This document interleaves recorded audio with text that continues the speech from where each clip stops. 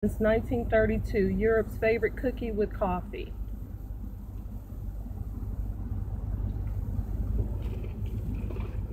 I shared a little bit with Kitten. So I wanted to come to you today because I got a job to check out, and it's in West Seattle. Tomorrow I'm meeting with a friend of mine named Mike to discuss TED X Tukwila. So we have a year to put together TED Talks for my city. It'll be the first time that it's ever done. And there's a lot of rules with it. And so let's talk about it on my way to West Seattle. So we have to get sponsors together. Nobody can get paid, none of our speakers. We can get donations to put it together by the TED Talk rules. We have to use their logo, and they have everything pretty much set up. All the rules, all the regulations, all the templates, and all the policies. So that's tomorrow. But today,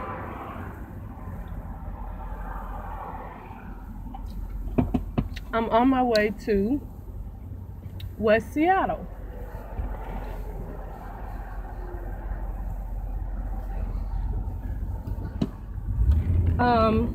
I haven't gone to West Seattle in a long time because the last time I went, I met the boy that killed Joseph. He just walked up to me and tried to sell me some weed. So, needless to say, I haven't been back to West Seattle since that time.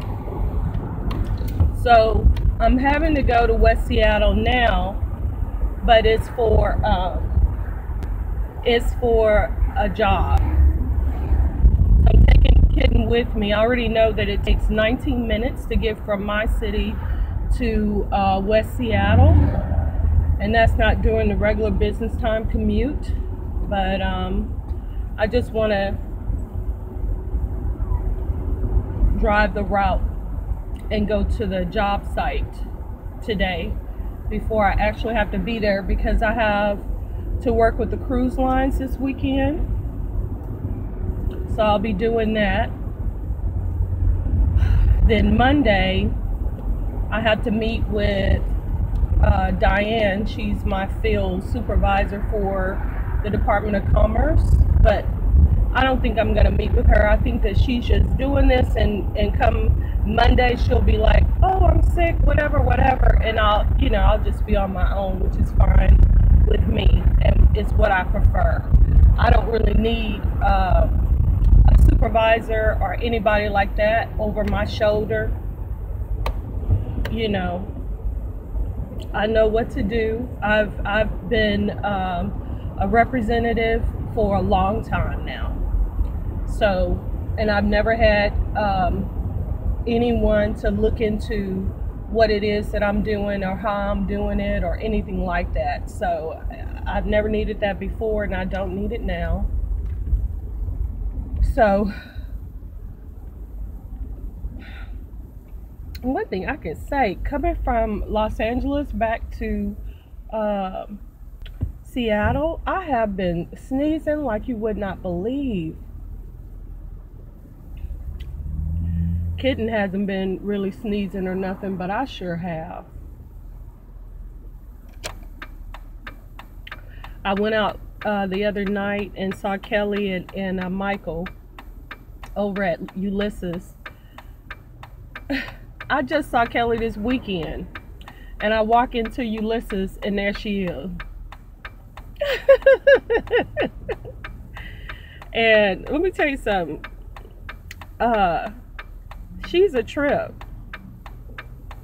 She is a trip. And that's all I'm going to say about that.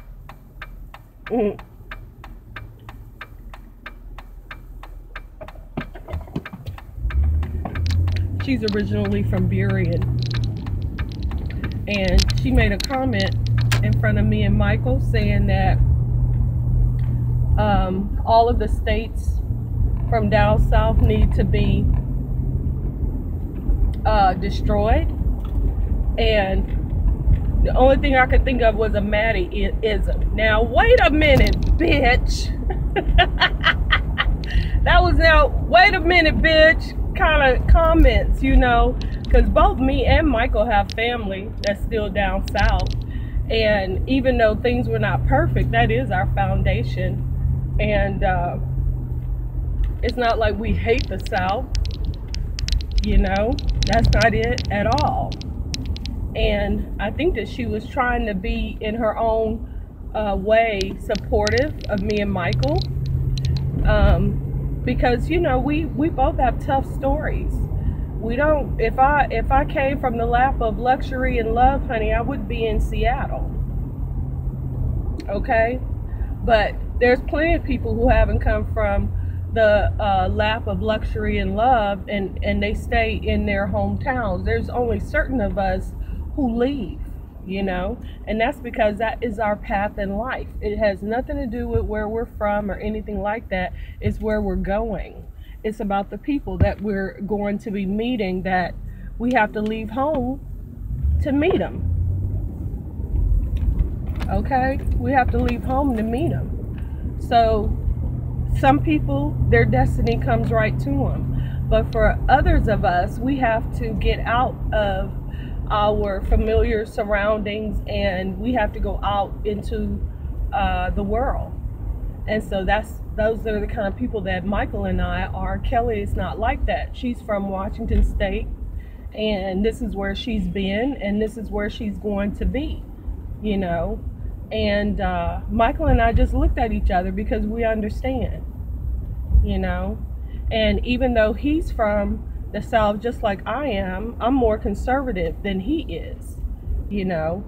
And because he kind of, his path is more out there than mine, he's had some experiences that I have not had. He's in a situation that is similar to mine because he's not married either. And I would never marry him because, like I said, he's okay, marriage material and non-marriage material. I'm more conservative. You see me now, I'm completely covered up. Even on my downtime, even running errands, I do not be exposing myself. There is not a bunch of random people that can say that they ever rolled in the hay with me or did it. I don't do that. I do not do that. And you know, some other people cannot say the same. You know, they just parcel it out like sunflower seeds or something. I don't do that. You know, I'm very choosy. I grew up with that song, honey. I said, that's me. Choosy lover. Girl, I'm so proud of you. I'm so glad you chose me, baby. Yes, I'm choosing. And I like a man who likes that about me. You know, I also like that about a man who just don't pass himself out like, you know, but a man that picks and chooses, just like a hunter, just like a fisherman. Everything that gets on that hook, a real fisherman, he don't keep everything that gets on that hook. He throw plenty fishes back. He gets it out of that water, looks it over, and he decides whether or not he wants to keep it or not. Yes, honey. That's what I like. Somebody that's picky. Even a vegetarian, most vegetarians, they look at their food first. They check it over. They see if it's got blemishes. Is it ripe? You know, they don't just, you know, any kind of fruit or do. Nope. I don't like those kind of people. And that's not how I live my life. And I can't be with somebody who does do that. That's not a person that me and that person gonna see eye to eye. We just ain't. And I think that's why a lot of women get themselves in trouble, because they're thinking that they have a man who is discerning and doesn't just lay with anything out there, and then they find out, yeah, he does. He misrepresented himself. He fooled them. He lied. He deceived them. And that's what some folks do. And so a lot of people be mad about it, but not me. I don't get mad about it. And if that's the way that they want to live, that's a decision that they've made. So that means now I got to make a decision.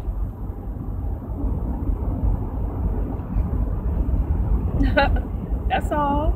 That means I got to make a decision. There's no point in getting angry about it or mad or even being disappointed. It's a mess when you have to waste time. But remember, this is a journey. This is a journey. And for some people, they think that life is a destination. That you get it in one place and that's where you stay put and that's where you're going to be. And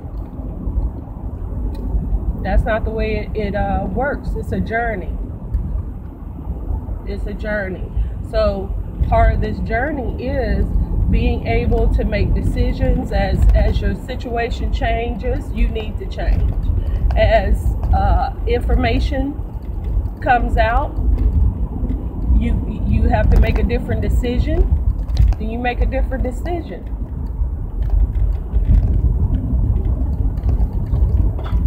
I love watching card players at the casino when I'm in Vegas, because the dealer will deal cards, and I'm gonna let you see what I see if you can.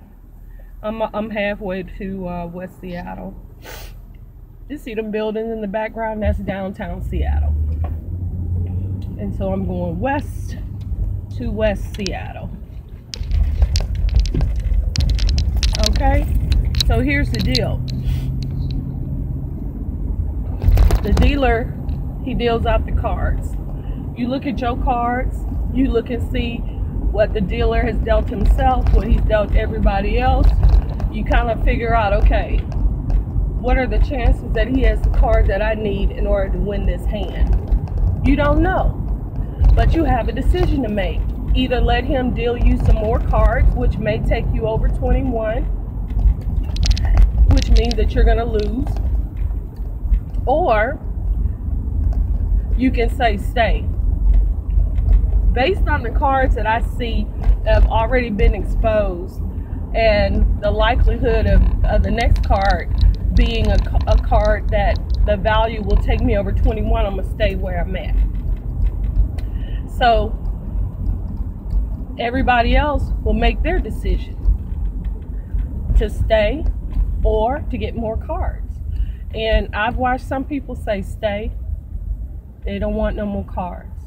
And then somebody else will say, okay, hit me here, okay?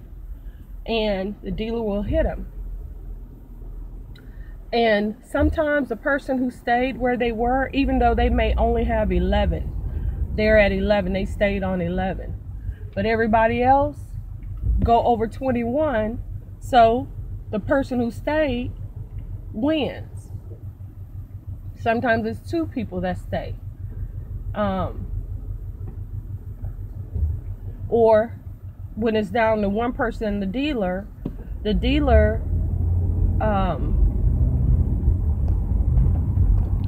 may go ahead and get another card, and they go over 21, and you automatically win the pot, you know. But decisions are being made. Just like in the card game, the decision is being made in life. You know, the decision is being made in life. Here's my decision. I'm trying to see what other cards are out there. So I am gauging my commute to West Seattle to do this job. Meanwhile, I have another job lined up, and it's in the heart of Seattle, close to Lake Union. Okay, going towards the north side of it. I'll be working off the central part of it. And I gotta tell you, I hate it. I hate it. So I want to make a decision. I want to choose this other job over this bird that I got in the hand, right? Because I already know this bird that I got in the hand is a pile of crap. It's not something that I want to do if I can do something else. So I got this call on a job in West Seattle, and before I let them know that I definitely want to roll with this, I want to get more information. I want to see where the location is. I did check it out on the web. It said 19 minutes from my house. But I just want to take a test run to see if indeed this is something that I want to do before I turn this other one down. So here I go.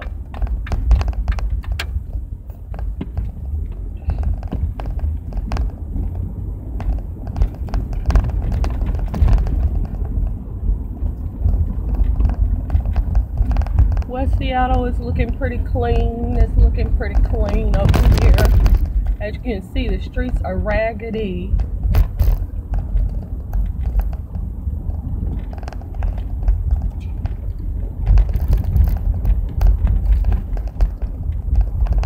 And I gotta tell you, Seattle is a pretty raggedy place.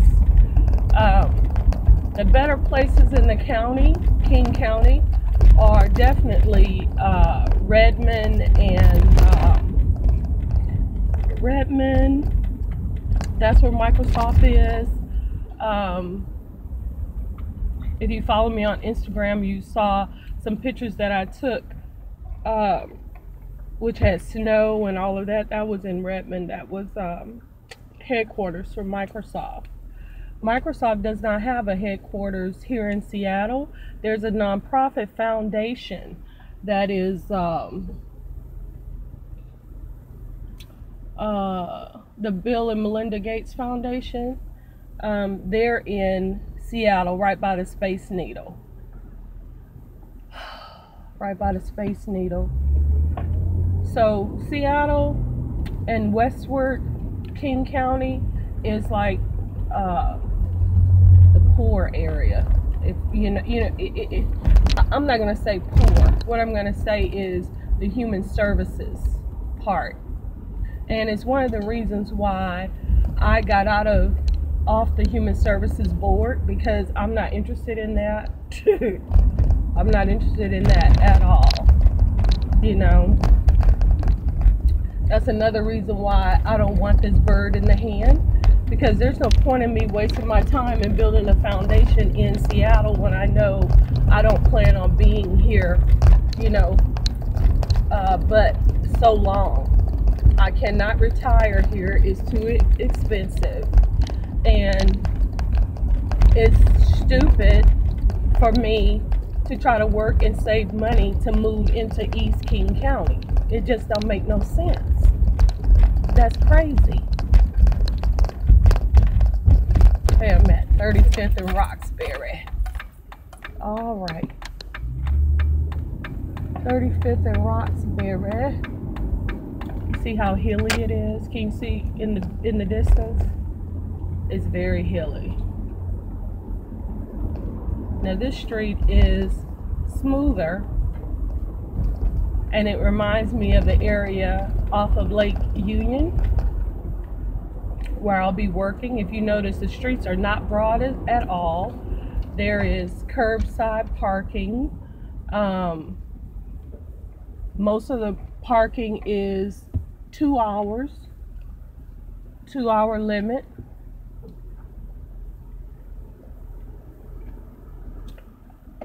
And you have to pay for parking. And that's because they really don't want you driving in Seattle. That's part of it. They don't want you driving in Seattle. They want you to be taking public transportation. But again, they really, really, really want western part of Seattle to be where the poor, the indigent, the mentally ill, the drug addicted, the drug and booze recovering type people, and the people who work with those kind of people are going to be in this part of King County. And that's the way King County has it set up. That's what they're moving towards. They also want it to be a place for veterans, you know. So a lot of these homes and stuff like that, these people plan on selling them, you know, selling these churches, these houses, these businesses. Everything will be geared towards a human services point of view. And I remember being on the board, and my fellow board members were talking about selling their homes in Tukwila and moving to Vashon Island to live in a yurt. You know what the hell a yurt is? I was like, are you serious? A yurt?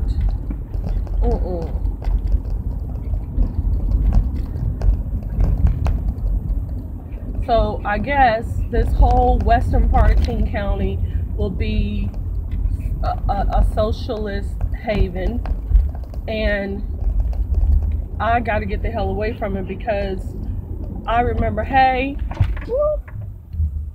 King Capo,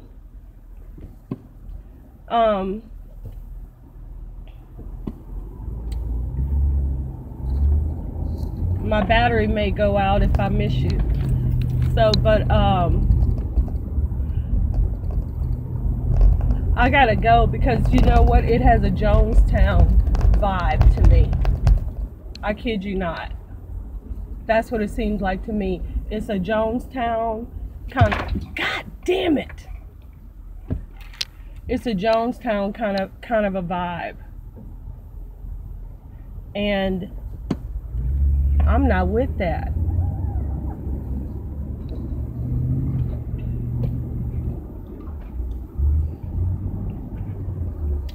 I cannot.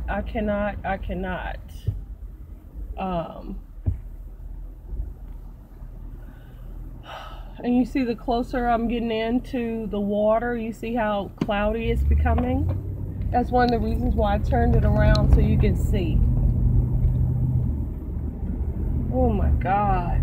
I just feel doom and disaster in Seattle. That's how I feel. So honestly, I was really hoping for a gig down in Auburn, and I went there, you know, before I went to LA, and I took you with me on the drive. And if you haven't seen that video, you might want to check it out. But ooh, I remember with Jim Jones, there's people that wanted to leave, and he did not want them to leave. And he had his people to even kill Congressman Ryan. Let me tell you something, baby. Socialists are friggin' crazy. That communal living and following a so-called leader and calling that person father, and you know, it's very, very creepy. I think that one of the reasons that it didn't go left in South Africa is because he was a black man. For some reason, when you start calling a white man father and all this kind of stuff, and drug use, and that mess goes left real quick. And I gotta tell you, honey, it ain't no black person that's leading in Seattle. It's a white woman for now. It was a white gay man before who had to resign from his job in shame. The amount of liquor being consumed here, it's all a concern. I pray to God, y'all pray for me to get me out of King County. I've got to get out of King County. It's about to go down here.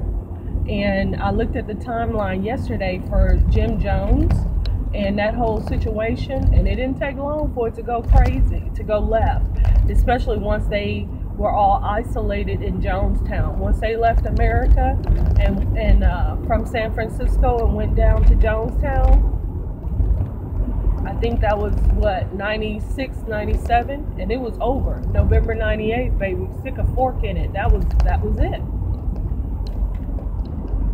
So anyway, I was gonna go out to the water and everything like that, but like I said, I'm normally creeped out about Seattle.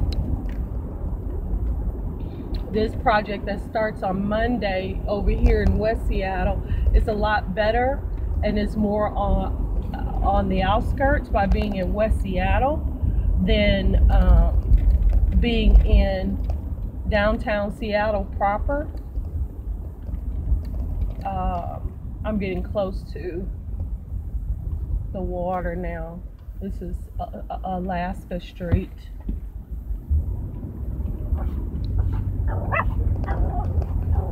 Couldn't see somebody.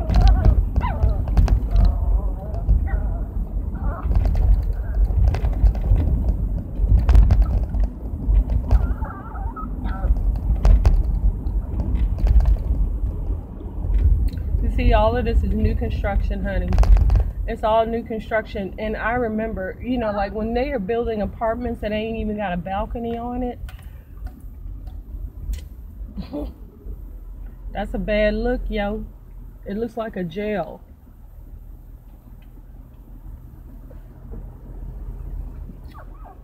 And they started building these a long time ago in Houston. We used to call them the jailhouse apartments. And they were low income housing.